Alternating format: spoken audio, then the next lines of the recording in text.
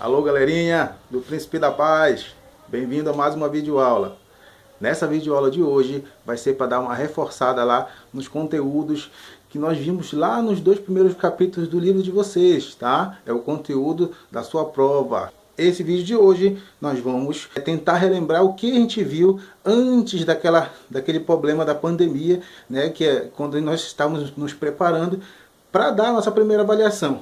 Como as coisas não saíram como a gente esperava, nós vamos ter que improvisar desta forma, tá? Você faz essa provinha aí, enquanto a gente acompanha você daqui, tá ok? Então, gente, vamos lá para a nossa aula. Então, galerinha do nono ano, vem com o tio aqui, acompanha na revisão, para você lá fechar o 10ão na sua prova com estilo. Então, vem com o tio. Vamos lá, galerinha, vamos tentar fazer aqui um resumo bem basicão do que a gente viu aí nos primeiros capítulos aí do nosso livro, capítulo 1 e 2, tá? Você pode estar acompanhando essa aula aí lá pela página 3, mais ou menos, no início aqui, de onde a gente a gente iniciou nossa aula aí. Então vamos lá. Primeiramente a gente viu sobre mudanças de estado da matéria, tá? E aí, nesse caso, eu coloquei essa imagem aí, porque ela resume bastante o que a gente viu, tá? Eu vou falar bem rápido, cada uma delas, e vou dar um exemplo de cada uma delas no mesmo instante. Então vamos lá. Aqui em cima eu tenho um aumento de temperatura e aqui embaixo eu tenho uma redução de temperatura, beleza? Então vamos começar aqui por cima primeiramente.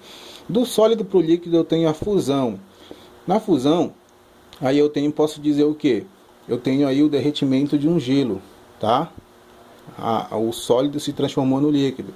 Do líquido para o gasoso eu tenho aí a evaporação, tá? A vaporização. Tem um exemplo aí, o vapor da água. Quando o sol esquenta, né? Tudo que tiver de água lá pelo chão, poça d'água, ela vai evaporar, ela vai se evaporar, vai se transformar em gás. Beleza?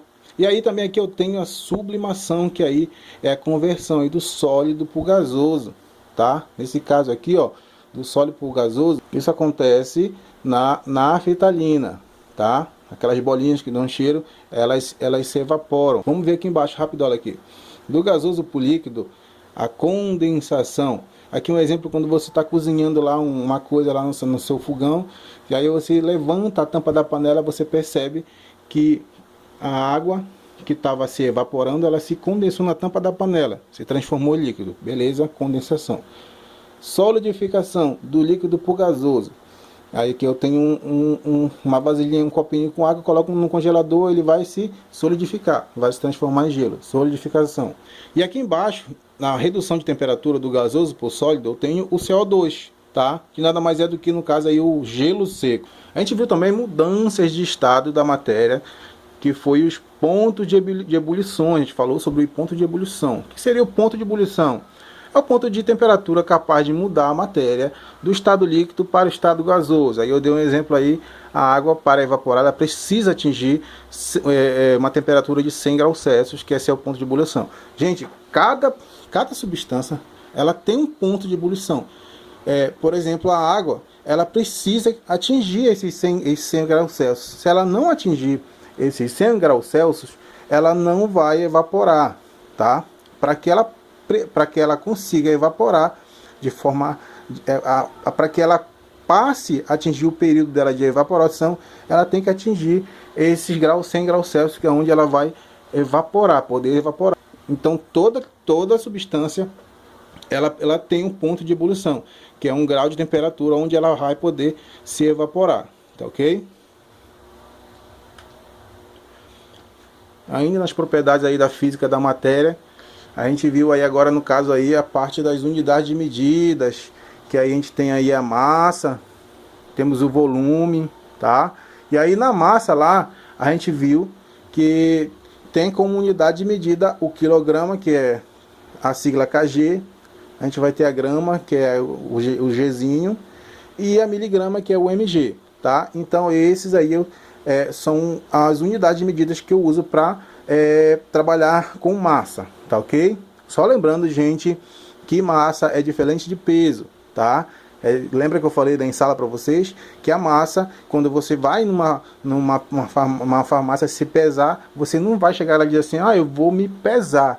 Não, você vai chegar e vai dizer assim, não, eu vou medir a minha massa corporal, tá ok? Beleza? Então, ó, a próxima unidade de medida, no caso, é o volume, aí que tem como unidade de medida aí o metro cúbico, que é o 3 ao cubo, temos o litro, representado pela letra L, decímetro cúbico, pelo dm cubo, nós temos o milímetro, representado por ml, centímetro cúbico, representado por cm ao cubo. Beleza. Passamos depois para os modelos atômicos, tá?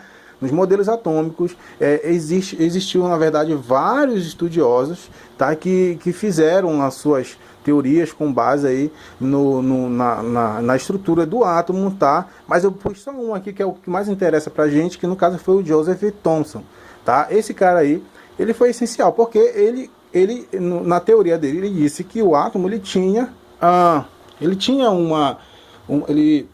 na verdade, ele considerava um átomo com uma esfera uniforme e maciça carregada positivamente, cujo interior continha cargas negativas. Então, gente, foi a contribuição que esse Thomson ele deu para a comunidade científica foi muito grande, porque foi através dessa visão dele, ainda que não tenha sido a que a gente leva hoje, mas foi através dessa visão dele, que ele tinha essa esfera maciça com cargas positivas e negativas, foi através dessa visão dele que nós conseguimos chegar ao nosso modelo atual, do nosso átomo atual, na verdade, que é esse aqui.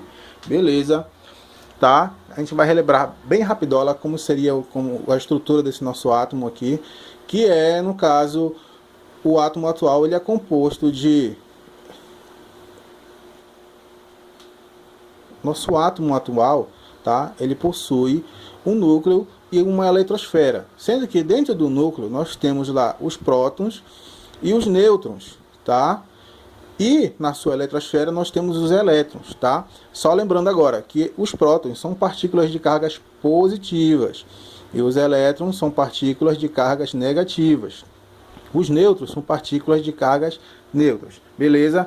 Agora lembrando também que um átomo, se ele, por exemplo, todos os átomos existentes da nossa tabela periódica, eles são átomos isolados, eles são átomos estáveis, ou seja, eles possuem o mesmo número tanto de prótons quanto de elétrons, tá? Se eu tenho um átomo com o mesmo número de prótons e número de elétrons, eu tenho um átomo instável, beleza? Vamos continuar. Na tabela periódica, nós podemos encontrar exatamente todos os átomos dos elementos químicos existentes isoladamente no nosso planeta. E que esses átomos também podem se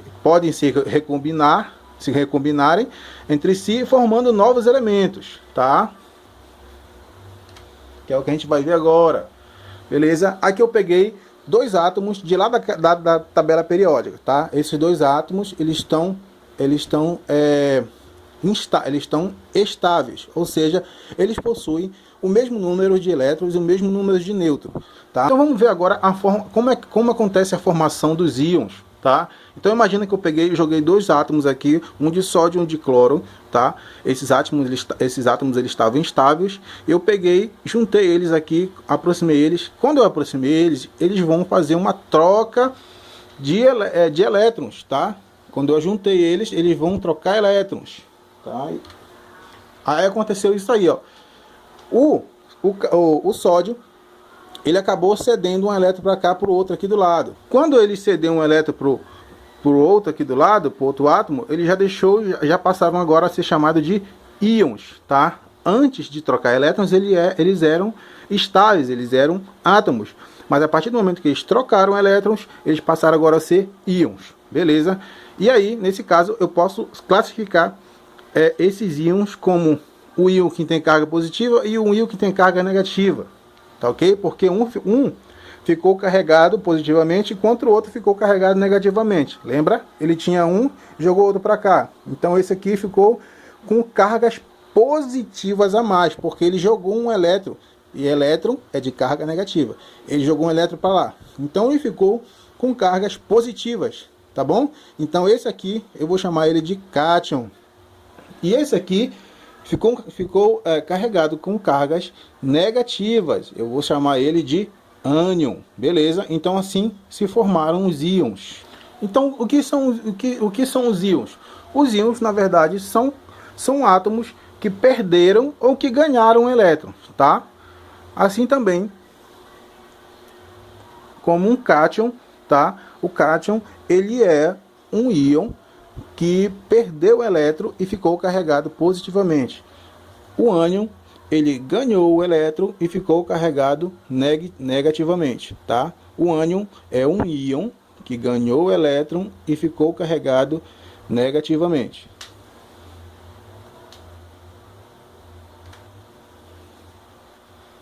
Galera, o nosso resumão aí básico era esse, tá bom? Eu espero que tenha ajudado vocês e bons estudos.